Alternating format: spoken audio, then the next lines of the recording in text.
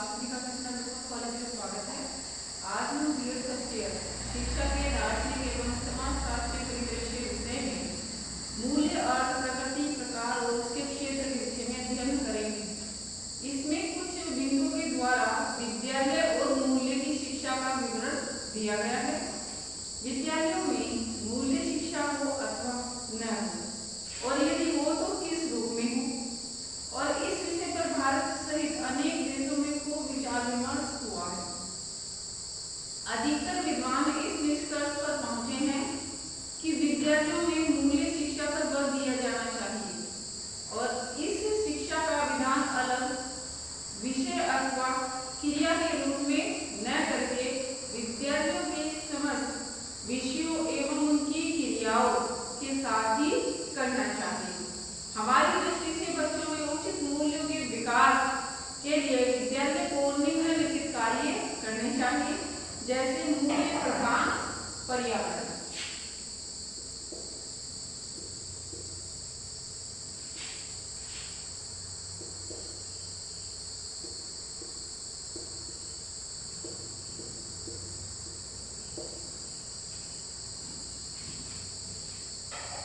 विद्यालयों में प्रवेश देने से पहले बच्चे अपने परिवार और समुदायों के बीच, उनके सदस्यों के बीच रहते हैं और परिवार और समुदाय के सामाजिक एवं सांस्कृतिक पर्यावरण से वे अनेक विश्वासों, आदर्शों, सिद्धांतों और व्यवहार के जो मानदंड हैं उन सबको वह ग्रहण करते हैं।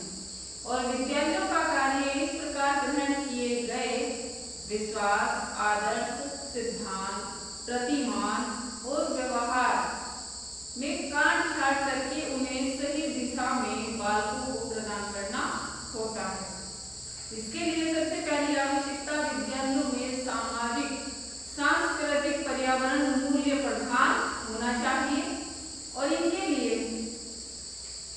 यहाँ सबसे ज्यादा छात्रों के साथ समान व्यवहार किया जाना चाहिए, सबको समान अधिकार दिए जाने चाहिए और सबके साथ उचित न्याय भी करना चाहिए। जो सबको एक जैसा लगे, वर्ग भेद का जो तत्व होता है वह अलग कर देना चाहिए और बालकों के बीच में किसी भी प्रकार की विभिन्नता, एक दूसरे के प्रति भेदभाव की भावना का अनुपालन ना हो, इसलिए उनके साथ समान व्यवहार होना चाहिए, समान उनके साथ न्याय होना चाहिए और उचित व्यवस्था उन्हें दी जानी चाहिए। और विद्यालयों की उच्च परिपाटी में बच्चों के उच्च आदर्शों एवं मूल्यों के विकास में विशेष सहायक यह सब होता है। अगर विद्यालयों विषयों के शिक्षण के साथ मूल्य शिक्षा,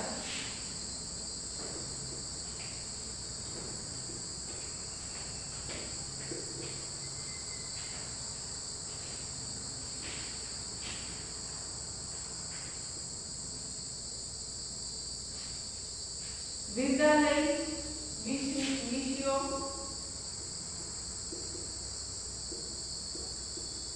के शिक्षण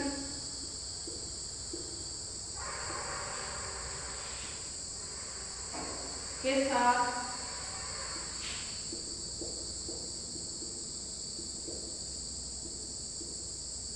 मूल्य शिक्षा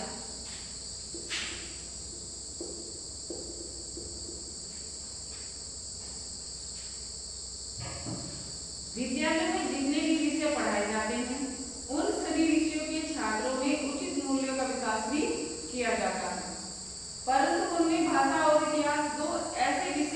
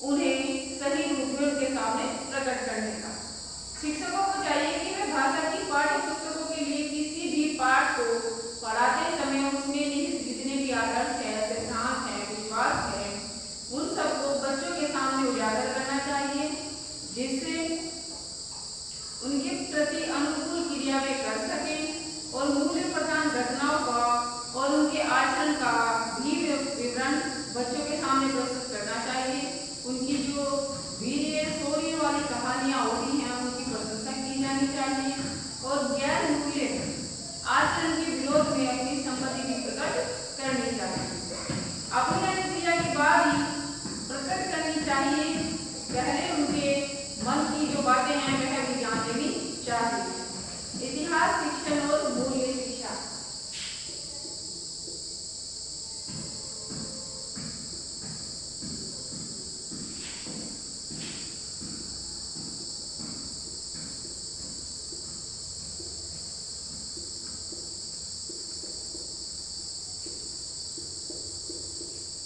इतिहास शिक्षण और मूल्य शिक्षा।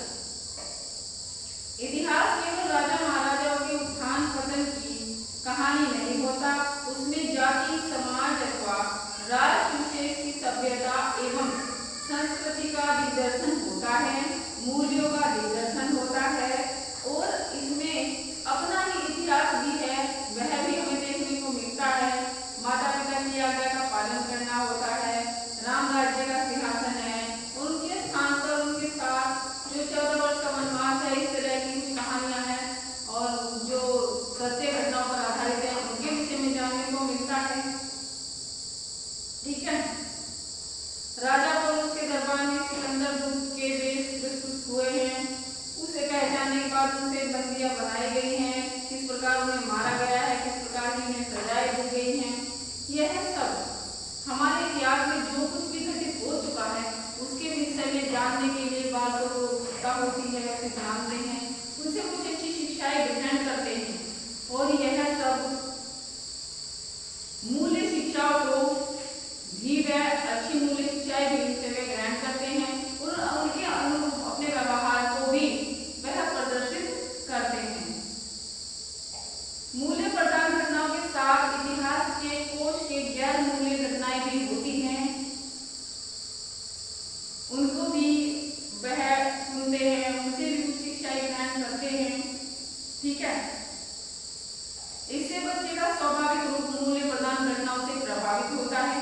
शिक्षकों को चाहिए कि इस प्रकार का प्रभाव जो भी उनके ऊपर उसका प्रभाव पड़ रहा है तो उससे उनका कुछ लाभ उठाया जाए, उन्हें उसी दिशा में आगे बढ़ाया जाए और बच्चों को मूल्य प्रधान जो आचरण है उसकी ओर उन्हें अग्रसर किया जाए।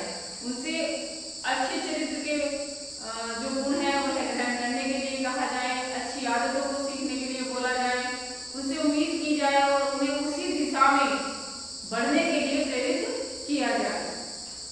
भूगोल शिक्षण और मूल्य शिक्षा।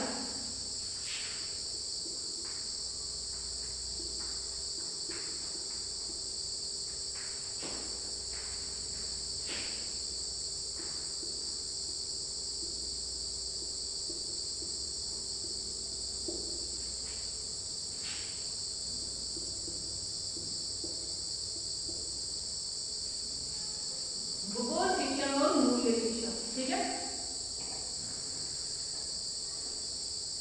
भूगोल द्वारा बच्चों को देश विदेश की प्राकृतिक, आर्थिक और राजनीतिक स्थिति का विज्ञान कराया जाता है और उन्हें संसार की विभिन्न मानव जीवन शैलियों का ज्ञान कराया जाता है और प्रकृति और मानव के संबंधों को स्पष्ट किया जाता है। इस सब के साथ शिक्षक थोड़ी ही सावधानी से उन्हें विश्व के समर्थ देशों की अन्योन्याश्रितता का ज्ञान भी करा सकते हैं और उनमें विश्व बंधुत्व की भावना जागृत कर सकते हैं और किसी भी जाति अथवा देश की अच्छाइयों को वह उनके सामने उजागर कर सकते हैं और बच्चों को अच्छे का चयन करें और बुरों का त्याग करने का भी जो मार्ग है उसकी ओर उन्मुख वह कर सकते हैं। अगर नागरिक शास्त्र शिक्षण और मूल्य।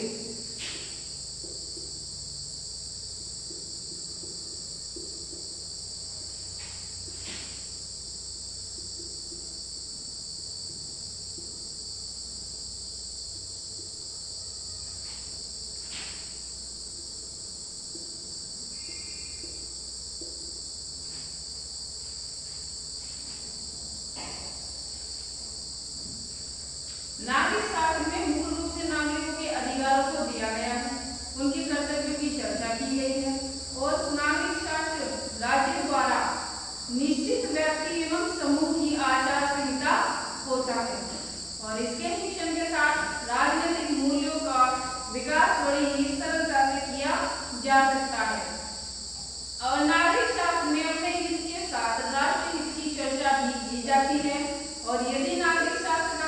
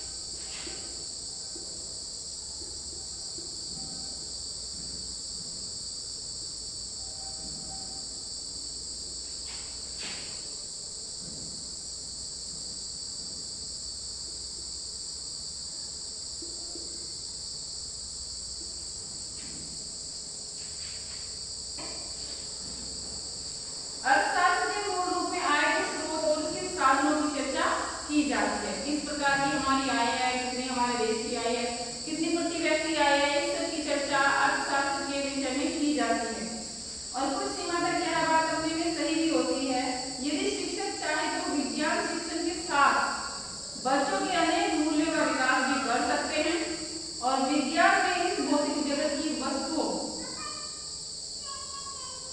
माफ कीजिएगा अर्थशास्त्र के मूल के रूप में आय के स्रोतों उसके साधनों की ही चर्चा की जाती है और मांग पूर्ति के नियम बताए जाते हैं।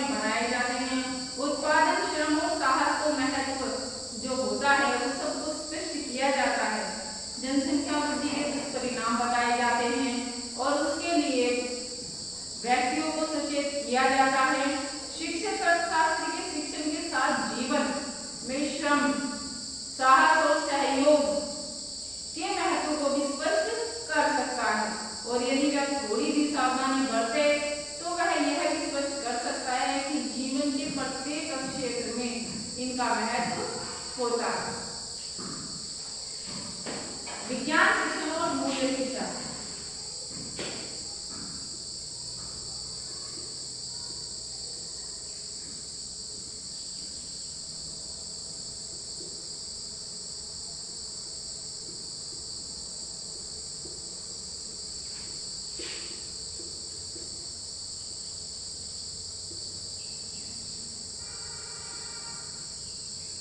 विज्ञान शिक्षण और मूल्य शिक्षा।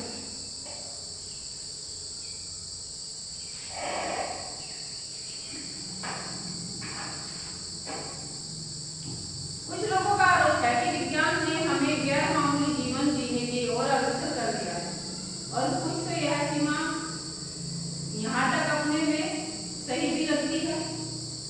पर यदि शिक्षक चाहे तो विज्ञान शिक्षण के साथ बच्चों के अनेक मूल्यों का विकास भी उनके अंदर कर सकता है। विज्ञान इस भौतिक जगत की वस्तुओं और उनके बीच की क्रियाओं और उन क्रियाओं के परिणाम से होने वाले लाभ हानि की चर्चा करता है और इस क्षेत्र में सदैव सत्य की खोज की ओर ये अग्रसर होना होता है। विज्ञान अध्ययन और प्रयोगशाला में कार्य करने से बच्चे सहज में ही सत्य, श्रम, धैर्य, साहस और अनुशासन का सच्चा पाठ पढ़ते हैं। जीव विज्ञान के माध्यम से उन्हें पर्यावरण शिक्षा दी जा सकती है। उनमें प्रकृति के प्रेम और प्रकृति के प्रति प्रेम उत्पन्न किया जा सकता है और विज्ञान के आविष्कारों का यदि कोई गलत प्रयोग करता है तो इसमें दोष न तो विज्ञान का है, न ही प्रकृति का और न ही वैज्ञानिकों का। यह तो इन आविष्कारों को प्रयोग करने वाले का दोष होता है, क्योंकि ये जो आविष्कार किए गए हैं तो यह तो व्यक्तियों के जीवन को सुलभ बनाने के लिए किए गए हैं, उनसे सुख सुविधाएं पाने के लिए किए गए हैं, अपितु उनका प्रयोग दुरुपयोग करने के लिए नहीं किए गए। आज के लिए बस इतना ही।